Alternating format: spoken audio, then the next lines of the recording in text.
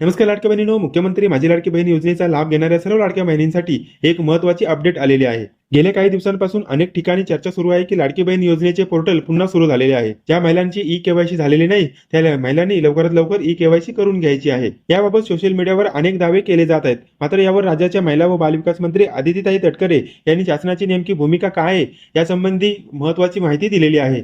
यामध्ये किती तथ्य आहे आणि आदितीताई तटकरे नेमक्या काय म्हणाले आहेत यासंबंधीची संपूर्ण माहिती आपण आजच्या व्हिडिओमध्ये घेणार आहोत। व्हिडिओ महत्त्वपूर्ण असणार आहे, त्यासाठी व्हिडिओ स्किप न करता शेवटपर्यंत नक्की पहा। आणि तुम्ही जर आपल्या माहिती हक्काच्या YouTube चॅनलवरती पहिल्यांदा आला असाल तर कृपया करा चॅनलला सबस्क्राईब करा, त्याच्यामुळे याच्या पुढे येणारे नवनवीन माहितीचे अपडेट आपल्यापर्यंत वेळेत पोहोचायला मदत होईल। चला तर मग व्हिडिओला सुरुवात करूया।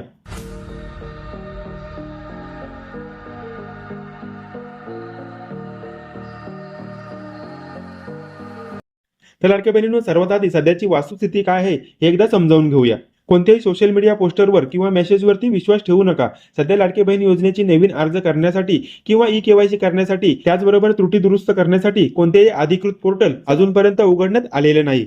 त्याचबरोबर अनेक गावामध्ये सेतू केंद्र किंवा सायबर कॅफेवर फॉर्म भरून देतो किंवा केवायसी करून देतो असे सांगून महिलांकडून पैसे घेतले जात आहेत। अशा प्रकारच्या तक्रारी या महिला व बाल विकास विभागाकडे जात आहेत। त्यामुळे सध्या अशी कोणत्याही प्रकारची सुविधा उपलब्ध नसल्यामुळे कोणालाही 1 रुपया सुद्धा देऊ नका। जेव्हा शासनाकडून अधिकृतपणे पोर्टल सुरू होईल किंवा त्या संबंधीची पूर्वसूचना जर शासनाकडून दिली गेली तर आपल्या YouTube चॅनलवरती त्याची लवकरात लवकर व्हिडिओ बनवण्यात येईल।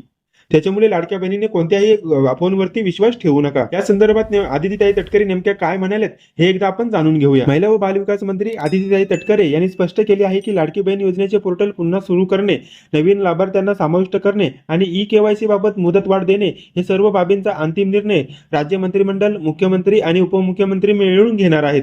तोपर्यंत सध्या प्राप्त झालेल्या अर्जांची छाननी, डीबीटी पडताळणी आणि पात्र महिलांना नियमित हप्ते वितरण करण्याचे काम प्राधान्याने केले जात आहे। आगामी काळात मंत्रिमंडळाच्या बैठकीत वंचित राहिलेल्या पात्र लाभार्थी महिलांसाठी पोर्टल काही कालावधीसाठी पुन्हा सुरू करण्याबाबत सकारात्मक विचार केला जाऊ शकतो, अशा प्रकारची माहिती आदितीताई तटकरे यांनी दिलेली आहे। तर लाडकी बहिणींनो, आपल्याला माहिती आहे की गेल्या काही महिन्यांपासून अनेक भगिनी केवळ तांत्रिक अडचणींमुळे, आधार लिंक न केल्यामुळे किंवा अर्ज प्रलंबित राहिल्यामुळे या लाभांपासून वंचित आहेत। सणासुदीच्या काळात अशा सर्व पात्र महिलांना दिलासा मिळावा यासाठी शासनाने लवकरात लवकर पोर्टल सुरू करून त्यांची ई-केवायसी जी राहिलेली आहे किंवा फॉर्म दुरुस्त करण्याची जी संधी मागे दिली होती, अशी संधी राज्यातील लाखो लाडक्या बहिणींना उपलब्ध करून द्यावी अशी आग्रही मागणी लाडक्या बहिणींकडून केली जात आहे।